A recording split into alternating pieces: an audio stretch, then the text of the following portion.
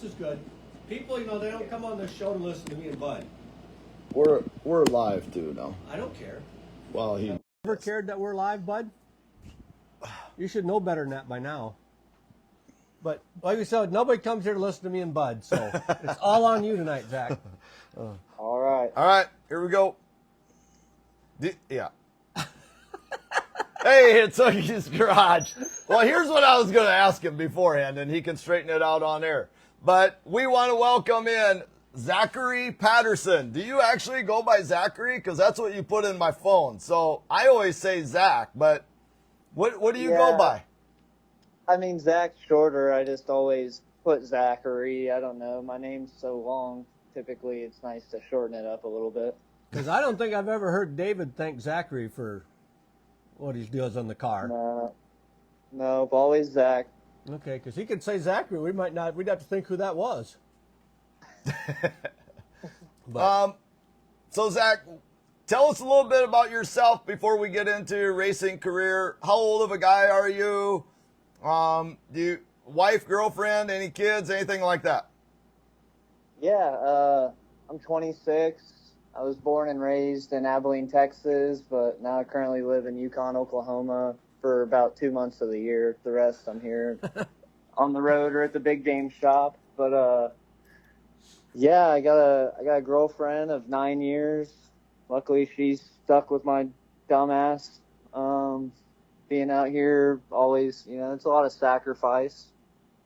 But yeah, I mean, I'm a third generation racer. My family always raced growing up. My grandpa raced. I was born around like IMCA modifieds and late models, and did a little racing when I was younger in go-karts, and then flipped my first car when I was 11. So that kind of scared my mom. So that halted me until I was about 18. Flipped your first car, not a go-kart? You were in a car already at 11?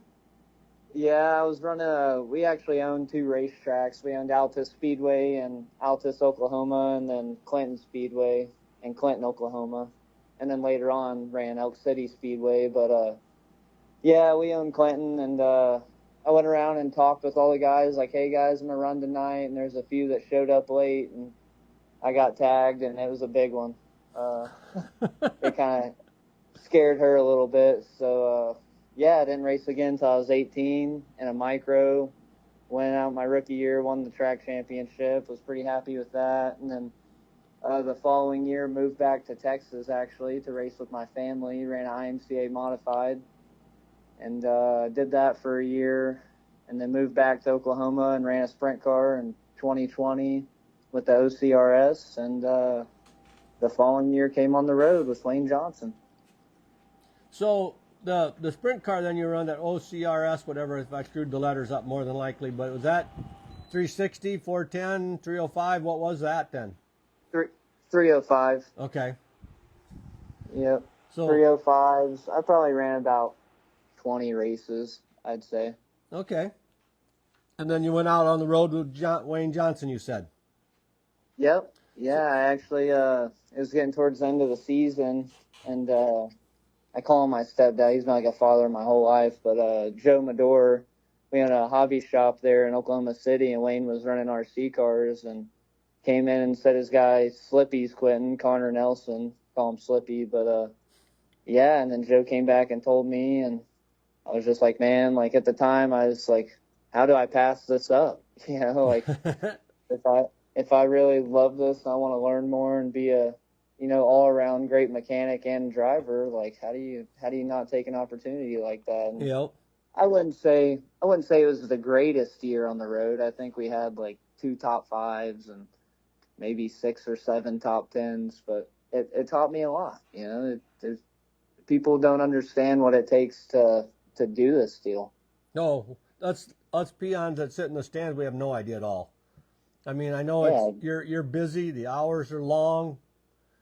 And I mean, we've looked back and we're like, God, when we were 2021, we weren't smart enough to do it, but that's when a guy's got to go out and do it. Can't go when you're 60 anymore. Nobody wants you at 60 because you're falling asleep at the track. You can, you just got a lot more responsibility. Got to watch out for the young guys. Keep them in the straight and narrow, maybe, huh?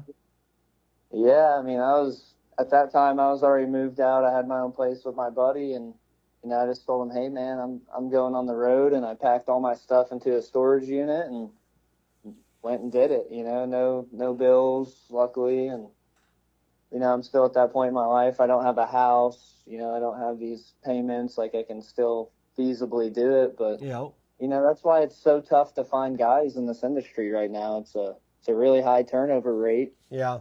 Just because, it's a lot of hours and a lot of sacrifice and a lot of work. I mean, Ogilvy this past weekend was the perfect example. We had a delay till, I think we finished at 1:30. It's kind of like Knoxville. Yeah, but except we had to drive and get up at, 8 a.m. So we got there about 4:30, woke up at 8:30 and worked all day, and then drove all the way back to the shop. Like, it's a grind for sure. Oh yeah, there's a lot of times it's a dog's life. Oh yeah. Pretty soon you get that California to Pennsylvania run. That's a fun one. You're just saying that to be nice. I think it sucks. Personally, not fun. Personally, I think both of the series have to figure something out to do something in between there somehow. Stop. Yeah, luckily, this year we actually go to Dodge City, and dang it, we got one stop. Typically, we always left from Houston and had to go straight across, but we got one stop now. I thought you were doing Dodge City and Belleville on your way out to California. Yep. Is it on the way? I'd have to look. Don't quote me on that. But that's what I have in my head. And then after you get done in California, then you got to go like to the Grove or something. Yep, Williams Grove. Yep. So it's tough because we actually come back to the shop, then head down to Williams Grove. So that adds another 9 hours. Yeah. So I ride with Steve to Pennsylvania, so it ain't that bad for me. But that's a long ride leaving from here, and let alone starting in California. Yeah, it's a long trip, especially, typically, I think this year we're going to do it a little different, but typically you get done at the racetrack on Saturday night and you just start trucking, like I work pretty hard at the racetrack, so I'm not one who can drive for very long after the races, but as long as my guy can get me, 5 or 6 hours down the road and let me get a nap, I can do the day shift for sure, and it's always seemed to work out. Well, on the positive side, the Outlaws get one more day to travel than what the High Limits get. Because I think they got a race on Thursday, and you guys don't run till a Friday on your West Coast to East Coast run. Gotcha. Yeah, I didn't know that. So you get one extra day. But well, look at the Outlaws go. Yeah, look at them go. Yeah. They're just a tiny bit smarter on that trip. But hey, I'm going to go back, and I'm going to test your memory here a little bit. But you said your grandpa raced. What number was your grandpa when he raced? I believe he was number 48 at the time. They were running is an old school 8 model. My grandpa raced, and then I don't know when he stopped, but my 2 uncles started racing. I know they started in the late models, and actually back in the day kicked ass. Nowadays, they're just having fun and doing it because they love it. But I believe he was number 48, and my uncles, honestly, I couldn't tell you. And did your dad race or no? Yep, my dad raced. He ran not nearly as competitively, but he ran like a sport mod back in the day, and he's got some side panels in a shop down in Abilene, Texas, and his number was 13. 13. So what Bud's getting at then, how did you come up with, what do you run, 93 when you're at Houston's? 93, yep. So that's my blood dad. So, and I lived with him for a short period of my life. I was always with my mom, and when we moved to Oklahoma, like I said, she ran racetracks, and the one Joe Medor, who's, I consider him a father in my life. He ran the Oklahoma City Fairgrounds, and he ran the Truck Series and NASCAR for a little while, and his number was always 93. So. Okay. Out of appreciation for him and everything he's done, I wouldn't be on the road. I don't even know what I would be doing, honestly, if it wasn't for him. But that's why I've just kind of ran that number. And, I've always just seen it as a number. I'll run any number. You know, Well, like you run 12 last Sunday, so. yeah, 12, 28G, 13. I've ran so many different ones I couldn't even tell you. But As long as you get to race, right? That's all that matters. yeah, man, and it's at the end of the day, it's just about how bad you want it. You Yep. know, when our shop was still in Wyndham, you know, this whole opportunity came about just because I obviously Todd owns the track, but me and Scott Vogelsong came down here on a weekly show, and I got to walk in the pits and just asking, and very thankfully Jay Major allowed me to drive his car the next weekend, and that snowballed into being able to run Grayson's car a couple times because she wasn't comfortable at Huset's yet, and ended up getting a win, and that kind of opened up the opportunity with Todd here to have a 305 here in the shop, and got to race all last year, and I bought a 410 this year and then went and destroyed it. But you know, just sometimes you just gotta go make it happen and give it your best. Did you hurt the motor in that thing too, or just the car? I haven't pulled the oil filter off of it yet, but I revved it 9,400, so I'm hoping. I mean, that's really the only thing I remember of it. About the time it happened, I heard when, and I was like, oh shit, brake. But yeah, I hope not. But Yep. Oh, that's cool. So yeah, I thought, you know, when he said he got that win that was going to open doors, I thought he was going to say, Beans, he got to come on our show that opened all these opportunities for him after that, after he was on the back of the push truck. But no. No. He probably doesn't even remember cool being night. on the show. I got such a cool video of that night of David and Cody and all the guys here at Big Game on top of the trailer. Oh, they were fired up. Yeah, that was such a cool moment for me. That was my first sprint car win. Like, it was just such a cool moment. You were definitely ripping it that night. I've never seen that car go that fast. Yeah, I found the little turn down move in 3 and 4 and stuck with it. And luckily Brady Donahue didn't pass me on the top. He kind of showed me the top in 1 and 2 and did my thing in 3 and 4 and made it happen. Yep. Perfect. Absolutely. Can't go wrong with it. So yeah, it was awesome. Kind of give us the rundown. So you kind of started with Wayne Johnson then with the World of Outlaws. Who have you been with since then? Big Game. Oh, okay. You're a I've dedicated been here. person. This is my 5th year with Big Game, and I did 1 year with Wayne, so I came right here and been here ever since. So always the tire man then, or what are all your responsibilities?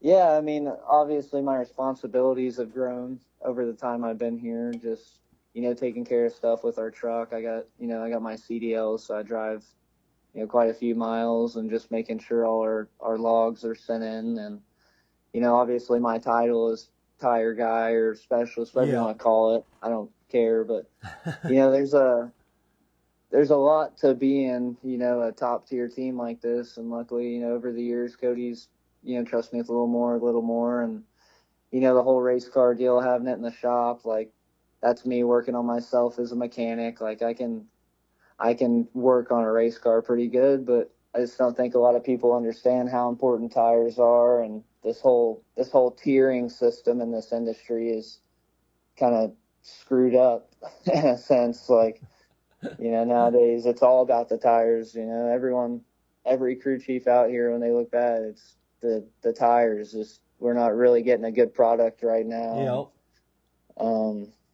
Yeah, it's very important, and I take it very seriously and work very hard to, you know, close enough ain't good enough.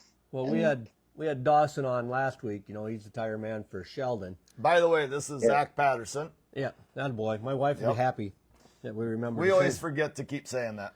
And we realized that we knew it beforehand already because, you know, we've been around this foul enough. But people, like you said, do not realize how important it is to get the right tires. You know, you got to measure the diameter of them, this and that. You sipe them, you groove them right. There is so much that goes into getting the tire so it doesn't blister and go to crap on you on the track that I think the general fan doesn't realize that. They think it's all about the driver and the motor and maybe the setup, which is all important, but... Well, I think here's how it's looked at. If they're slow, it's because of the tires. If it's fast, it's because the crew chief got things set up right. It's not the tires. Probably right. And that's where, if they're important enough to make you look like crap, they're important enough to make you go fast. So obviously having a good driver and a good crew chief is everything. But if you have those two and you don't have that third piece of the puzzle, I think you won't go as well. I think it's up there, but you're absolutely right. I don't think the general person sees that, but they also are watching them from the stands. Yep. They don't see the work behind the scenes. No. And, the 20 right rears I mounted up and took 15 of them back because they weren't good enough. It's just it's a lot of work. And yeah, you don't just slip it off the rim and slip it on real quick. Maybe back in the day with the old Goodyears, they just mounted them things up and said, let's get it on. But, yeah. It's definitely a different ball game nowadays. You're playing with 1/4 and 1/2 inches and trying to get, as good as you can. And I've spent, like I said, good enough. Sorry. No, I'm sorry to interrupt you, but I've spent enough time in different shops, this podcast thing and knowing Fulkins and stuff. I get to places and if you actually watch the tire guy in the pits, if you walk through the pits and you watch, I'm not saying the crew chief ain't busy, but his work is done beforehand. And a lot of yours is too, but the tire guy's always mounting tires, balancing tires. They always seem to be doing something. Yep. Yeah, it's a continuous job. And, just like Ogilvy's the perfect example. I thought we had a pretty good racetrack, and all of a sudden it rains, I don't know how much it was. I'd say at least an inch or two. We got a complete different racetrack, and, me and Dawson, 218 were always parked right next to each other, but if you would have been looking in the back of our trailers that night, we were getting it on. You were throwing tires. We had to switch up our game plan there, and it's just you never know, and yep. Sadly I don't have a magic crystal ball to tell me exactly what I'm gonna need every weekend, but luckily I've been with Cody long enough that I've got a pretty good idea what he likes. And this year's been a little bit of a challenge. Like I said, the tires have been worse, and we're doing a little bit of things different, but at the end of the day, it's just that communication and understanding and just time. Yeah. Now, with Lee Goes, Sam Mosier's been helping out a little bit, and I'm going to get these numbers way wrong because I don't know tires well. But Sam was saying, a tire that's supposed to be 60 1/4 or whatever, he said it was fairly close, and then 60 1/2, it was fairly close. And, so for 4 or 5 tires, they were all there. And then a tire that was supposed to be 60 1/2 was 59 1/4 when it was mounted. And it's how can it be that far off from what it says it's supposed to be? I mean, do you see that all the time? Oh, yeah. I was about to say, welcome to our lives. And I'd say the consistency has gotten worse, but mainly on the right rear side. Everyone, tire smashers are big right now, and we just got one. And, you can mount up one right rear, and it'd be 30, 40 pounds difference from the other on the smash. And you can mount up the same chalk mark every time, and I can get something from a 104 1/2 to a 106 1/2, which is about a 2-inch difference. And that's enormous in what you guys are doing. Yeah, absolutely. And that's where, on a local level, you go buy a tire and you got what you got, and that's, it sucks for them guys, but, it's just, the product hopefully gets better and things get more consistent, but it can be pretty far off right now. On your street car, you don't want a tire that's 2 inches different than the other one on the other side. That's hard on your drivetrain, which is a totally different thing. But I mean, you don't want it there, and you for damn sure don't want it when you're going 100 and some miles an hour in a circle on dirt. Yeah. Yeah, and it's just even last night or Sunday night with Lambert's car, I had 2 brand new right rears, and I put one on for hot laps, only hot lap qualified, and throughout the night it was getting freer, and it started at 104 3/4, and by the B main or the end of the B main I come in, it's 106. So then we mount up another one to drop some stagger. That was 104 3/4, and it comes in at 105 and a half. You know, it's like, it's just tough to, it's just a guessing game sometimes. Yep. You know, what they're going to do. But, you know, in that class, you don't have bleeders, so they build air, they get bigger. But, Yep. you know, I gained about 3/4 of an inch of stagger there and kind of got pretty free midway through the race. And luckily, you know, still had a good run and passed some cars. But Well, you end up hard charging, didn't you, in the feature then? yeah, 24th to 15th. But, you know, if I could take back about 10 laps, I would, and do a couple things different. But Well, you know, that's everything in life. Yeah, and you know, I get 6-7 races a year, so it's hard to go out there and be just spot on every night. But I feel like we've always done a pretty good job of going forward and at least being in contention. I got EJ watching from Ohio. He gives us a little shout out. That's good. So, Sheldon fan. Imagine that, a Sheldon fan from Ohio. What track is the hardest for you tire wise to figure out, or is there a couple? I mean, figure out, what do you mean? Just the amount of work, or just like you know, I've been doing this long enough, so I kind of know what track, you know, likes what, or you know, you see a surface start to change. But yeah, I'm basically talking to get the car to go fast. Is there any that you've struggled at? Not that I've struggled at, no, but I'd say the ones that take the most amount of work are like the Oshwegens and, you know, Weedsport, where it's just super slick. And, you know, we've always gone really good at them kind of. We're 3 for 3 at Oshwegen, and I think we've won like 5 of 7, the last 7 at Weedsport. Yeah. But, you know, there's not really any places that are challenging. It's just, you know, reading the surface. It can always be different, and just being on top of the game. Yeah. Well, that's the thing with dirt. The damn track can change in 20 minutes.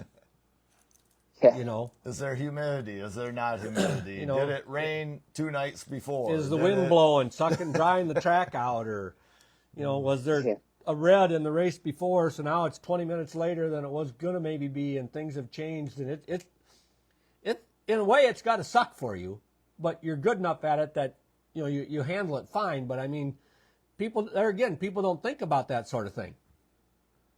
Yeah, and where it gets tough is, you know, when we don't really know what it's gonna do, and you know that will always go pretty quick through the night. But say we're in the dash, you know, and we do something to our dash tires, we're gonna see how this works out. Well, after the dash, you got a B main, then you're right up. So Yeah. if we decide to get pretty aggressive with siping or whatever, I mean, it takes a little bit of time. So sometimes you get in a time crunch and you get sweat and you arm pump and you're getting after it. But I would say that's the toughest, you know, when you're just doing it towards the end of the night like that. Yeah. Yeah, because, well, I've only ever siped like one tire, and yeah, if you're out of shape, it's a workout. Yeah. How many years do you see yourself doing this yet? Do you really love what you're doing? Is it, you know, what do you see future wise? Yeah, I live year by year, but you know, I love what I do, and I'm very grateful to get, you know, the opportunity to roll down the hill on Sundays and race. And I think I got a while in me, you know, quite a while. Things happen, life changes, but you know, another 5 to 10 years at least, you know, and Yep. it just depends, you know.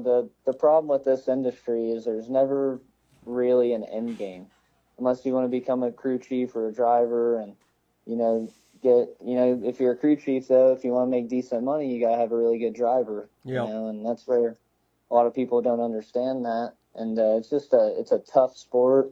There's really only about, you know, 10 to 15 guys who are making good money, and yeah, I don't know. I definitely love it though, and I don't plan on going anywhere. But So, Labor Day weekend, are you volunteering to drive each night that weekend, or? yeah, yeah, I'll be rolling her down the hill. You won't even get the motor warmed up before you got it parked. Yeah. put some engine heat in it. So I can't even fit in David's seat. It's tiny. I suppose he ain't very big, is he? Of course, you ain't very No, big either. Me and Bud would never get in there. Hell no. But yeah. 98% of the drivers anymore are not very big. No, they're tiny, and that's where, being a bigger guy in the sport, it's definitely a disadvantage. Yep. You look at Rico. I mean, he's a great race car driver, but he also has an advantage for sure. Just being very lightweight. He keeps himself in really good shape, so I'm sure he's not as light as he looks, but he just light is fast. I was going to say, you had a little issue with being light on Sunday night. I was going to ask you, did you forget that maybe you're 100 pounds lighter than long hair? No, we actually scaled it right after engine heat. We fired it up, and I rolled right on the scales, and we were 1560 with about 6 gallons of fuel in it. So we're like, okay. So we got hot lapping and came in. I was sitting there warming it up, and we were kind of getting ready for qualifying, and realized, hey, we need to put some fuel in it. And we had a fuel stick reading error. We thought, which I was in the car, and I kind of overheard, just put a splash in it. And I was like, put a couple gallons, but I guess we thought there was 6 gallons, and there was only 3. Okay. So 3 gallons of fuel, that's about 21 pounds. So we were 1560. I think he said we were like 9 or 10 pounds light. Just a shade over a gallon. Bummer. Yeah, it definitely put us behind the 8 ball, but it's just tough. I was really just happy to make the A main. Got a couple spots in the heat race and put ourselves in position to get out of the B, and luckily got to do the A and make some laps. I had a good time. Look on the positive side. Yeah, you got more laps in this way. Yeah, oh, for sure. And, honestly, it was fun. Like, we were working on the car. I had a great time. Cody came down right before the heat race. I'm happy he did, because we were going to be a little tight in the heat race, and he came down and we freed her up pretty good, and luckily picked off a couple cars. And then a feature time, me and my buddy Ian, he works with the sides car. He was down there helping me, and I thought we made some pretty good changes. But really, the one thing I wish we would have done was drop some stagger and tighten up a little bit there. But we were good. I can't complain. Oh, I'm guessing he's probably hanging out up at Lunch's, weren't they? Yep. Side chairs there pretty regularly. But I like them. It was fun. That's the main thing. I had a great time. I didn't see Cody got to wave the flag once or twice or whatever. He was. Yeah.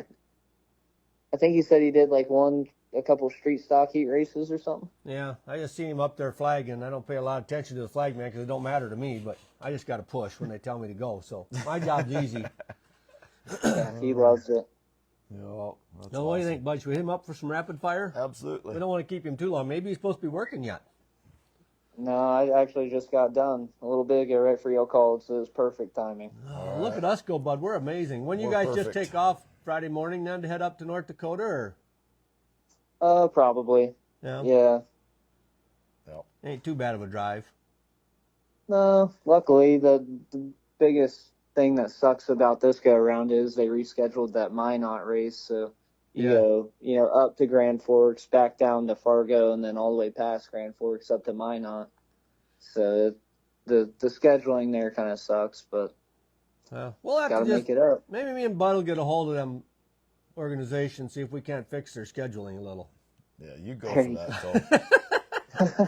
Phil. I know it's tough for them when they already have a race date set. And, I can't imagine. There again, I can't imagine the logistics and trying to figure all that scheduling out and find a track and this and that. I don't want nothing to do with that. I just talk smart because we're sitting here.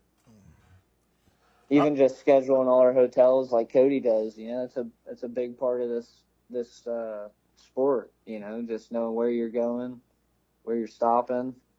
There's a lot of trucking. There's a lot of things that go on that us general fans don't know about. That's right. All right, here we go. Yes, sir. What's your favorite kind of ice cream? Cookies and cream. You a cat or a dog person, or neither? Dog. Kind of allergic to all animals, but like their hair. It's got to be a non-allergenic dog. Well, you can get one of them hairless cats. They're good and ugly. No. They are a butt ugly, though. They are ugly. Do you have any hobbies outside of the racing world? Honestly, all I do is race all year long. I work here. We get a break for 4th of July. I try to race. I get home during the wintertime. I race outlaw carts. It's literally like my whole life. There you go. Racing. Nothing wrong with that if you love it. Okay, how about a favorite movie? Ooh, Yeah. I got a lot of favorites, but oh Well, man, we'll I wanna take say your top 5. We don't care. Days of Thunder, Real Steel, the new Spider-Man was pretty good. We'll stick with that being the top 3. I haven't seen the new Spider-Man yet. I've seen the other 2. Nothing wrong with any of them. I thought it was pretty good. I haven't seen any. Come on, bud. Start watching some movies. I don't watch movies. I just watch sporting events. Snow or rain? Which do you prefer? Rain. I don't like when I get cold. I start shivering, and it makes me remember the 4 years of rugby I played in high school, and it makes me a little tense. How the hell did you play rugby? You ain't big enough to play rugby, are you? I guess I was at the time. You see some of them rugby players now, it's like, damn. Yeah. You see professional Yeah. ones, so Well, I know. When you have it on TV or something, bud, because I ain't watching it. I got movies I to don't, watch. even, I don't even understand damn rules. I've watched my fair share of rugby, and I still don't quite understand all the rules. So, Man, I miss it. It was so much fun. College, like I didn't want to go to college to play it because that's where people start getting kind of fucking hit hard. But Yeah. I mean, it took some hard hits in high school, but like the professional league's a whole different ball game. yeah. Insane. It's pretty much, it's contact football Let's just without go kill pads. each other. Yeah. 6 dope. 6, okay. If you're going to be stranded on an island, what type of music would you have to have along to listen to? I don't know. I'm kind of a country guy, but I honestly, like, we go trucking down the road and these guys plug their phone in. I just go scrolling through the radio, and I like all kinds of music. Country, rock, probably country. An old legend died today. Old Dolly died today. Yep. I know. I saw that. That's sad. My mom, I remember being in the car back. My mom would listen to her all the time. Yep. She had a lot of good songs. Was that working 9 to 5? 9 to 5, yep. Just watched Yeah. that movie the other day again, but I haven't seen that movie in 20 years. But I watched it. Favorite place to go out to eat? Ooh. Well, there's a lot of good ones around the country, but here, are you saying like here local in Brandon or just Sure. anywhere? Give us one local and then give us one back home. somewhere. All right, so I'd say here locally, the Gruff. Yep. I like the Gruff and Tailgaters. I like Dave. He owns Tailgaters there, and he's such a nice guy. I go in there all the time. So I say Tailgaters, then Gruff. Man, in the country, I don't know. There's a lot of good spots. Well, how about back but, home? Where are you going when you're back home? Man, I mean, we don't really have like a nice local spot, but I'd say like, Cane's, Raising Cane's. I love chicken. It's probably like my go-to spot in Yukon. So, do the people in Brandon like know you on a first name basis? I mean, do you eat out like every night, or do you eat in the shop some? I try to cook here and there, but these weeks when we come home for a few days at a time, or like really we're here the next few weeks, and I should be eating in the shop more. But no, I feel like we've met quite a lot of people around the town here, and I don't know. I mean, I know some, I guess. Yeah. The Well, racing deal helps. you're not into Don Long's level yet. Let's put that. I went out for supper with Don Long down at Knoxville during the week down there, and we picked up the tab when it got done, whatever, and then on the bill it just said Don Long usual. That's what they had written down on the pad when they took it when they turned it in. That's awesome. Don laughed and said, "I know the cook too," he said. So when you get to that Not on point, that level. then you've been there. Like, of course, Don's lived in Knoxville for, Yeah. I think he said he Well, moved there in the he's 92, 70s. So, yeah. But Wow. how Long about a time. favorite holiday? Ooh, I'd say Christmas. I enjoy Christmas. I go see all my family. That's like Christmas and Thanksgiving are the time I go down to Texas and see all my family. Yep. All right, hold on a second, bud. Okay, do you know Mike Gonerman by chance? Oh man, that sounds familiar, but I can't put Oh, a well, he face just to that. says Halvey is what he put for a comment. I thought maybe that was something meant for you. I don't know. Halvey is what he said. Halvey. I'm not sure. No idea. Okay, well, sorry, Mike. I was going to see if we knew something, but we don't. You probably got to be a little careful with this since you're driving truck, but how many speeding tickets do you have in your life? Ooh, 2 of them. I got one heading to Texas one time, not paying attention, and then one on the way back from Texas one time when I was like 18. Yep, both young. Yep. Yeah, that ain't so bad. Okay, now this one can sometimes be fun for us. What's the fastest you've ever driven or ridden with somebody going down the highway? Ooh, You I didn't don't know have if to I get can- caught. We just want to know the fastest you've ever gone. Well, my brother, wow, actually, I don't know. I feel like Joe, the one I was mentioning earlier, he has a Dodge Viper and a Hellcat, and I feel like one time we got that Hellcat up to at least 130 or 140. Oh. But honestly, I'm not sure. I'd probably say 140. Okay. Yep. Mike is adding. What's the fastest y'all have ever gone? I don't think I've ever made triple digits yet. Maybe 90. Shit. I'd have to ask Fulkins. I had a couple rides in his Roadrunner way back in the day when I was like 12. So I don't know, but myself, I've only ever gone like about 90. When I was like 17, my mom and dad had a Chrysler Newport. And first of all, that thing didn't run good until you got up to about 70. But somebody was, for some reason, I don't remember why, but they were chasing us out of Hills, Minnesota. And I think it went up to 120, and I was well past that. So I would say close to 140. That was floating. I was going to say that's a big old boat of a car. Yeah. Mike is correct, and evidently he was referring to Dave Halverson at Tailgaters. Oh, yeah. So Yeah, that must Dave. be what Halvey is just short for Halverson. So we got her Gotcha. now, Mike. Thanks for the update. Keep us in line. What's your go-to drink or favorite beverage? Alcohol, non-alcohol? Both. We don't care. Alcoholic, Tito's and Sprite. Non-alcoholic, I'd say like a cherry Coke. Okay. I need to drink more water, but Don't we all? So do I. I live on Diet Coke. That's all I drink. He has a bottle. He has water right beside him now. I had a Pepsi for supper, and I had a Pepsi at Mom's when I stopped to visit her. So I've had 2 of them since 6. So, but yeah, it's hard, don't man. They're don't check good. my diabetes, I guess. Last one, and then we'll let you go. We won't bother you too long. If you just won the Powerball and you had all the money in the world, is there some type of vehicle or a boat or something you always wished you could have? A race team. Race team? Okay. I don't know. I mean, I've always thought about that if I were to hit the lottery. I don't know. That'd probably. It definitely ain't a money-making deal, but if there was a car I could buy, I don't know. There's some really good ones, but See, Tove and like a I, Pagani. we wouldn't buy a race team. We're thinking more, we would be more like All Ball. Just sponsor. Give some teams some motors and throw Hoagie's Garage on the car. We don't That's we don't awesome. want the responsibility of owning it. No, Hell no. No, we just want to give away stuff. Well, we need more people like y'all in the sport. Well, we got to win the damn Well, lottery before we're much help. Because the little bit we do now, we get some sponsors for our show. We got 10 really good sponsors, been good to us for years now. And we just take that money and we give it back to the different local racers. We sponsor, what are we on, 4 different things? 2 go-karts and a 2 street stock. cars.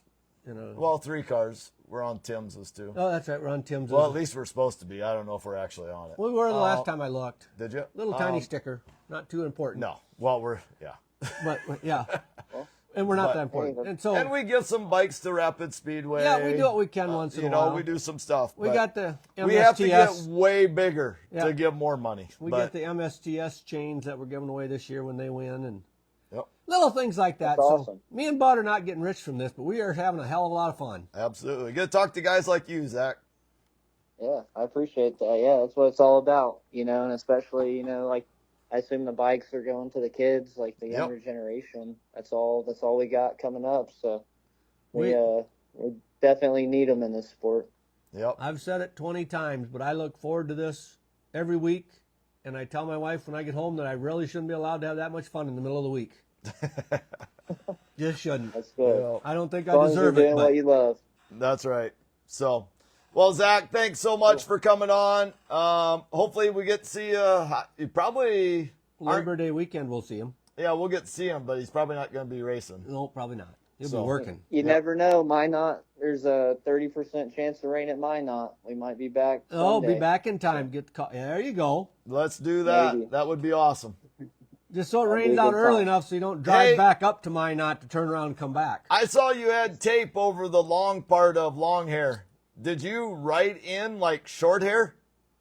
When Cody came down there before the heat race, he was joking about it, and then they did that. Yeah, they put some tape over it, and we had long hair and short hair. I didn't see that. That's awesome. That's awesome. Old John, Yeah. he's a good shit, boy. I tell you what, we've had him on the show before, too. Oh. I like them guys. I didn't know them too well, but I spent a few nights in the shop with them last week, just going over everything, and we had Yeah. a good old time. And Doug's a really good guy too. I think he does quite a bit. Oh, long hair. We got to know him back in the early 90s, or he used to sit right in front of us in the stands for years. Before he raced. Yeah. So, Wow. what was I going to say? I don't know. I'm sorry to long hair? interrupt you, Oh, bud. long hair. We need to get him on here sometime when he's had maybe a few too many, because he's got some really good stories he'll tell when he's had too many. I can guarantee you that. Even when he ain't had a few too many, he's got some stories, man. Oh man, he was. Yeah, I'm not Maybe even we going to got- say maybe what we- they were maybe about. we better but go up to his place some night, bud. yeah, We'll have to arrange that. just chit chat with those guys Yeah. up there. Have So, him on the show sitting in his shop. Right. Yep. That'll be fun. He's at his shop all the time. I'm sure he'd love it. Yep. He loves telling We stories. better put so that on our I list of think things he'd to have a do, good bud. time. I'll write that down right now so I don't forget. All right, Zach. Thanks so much for being on the show, and best of luck this weekend, you guys. Appreciate it, guys. All See right. you later. See Take ya. it easy, Zach. Wrote it down and I circled it, bud. All right. So we should be good.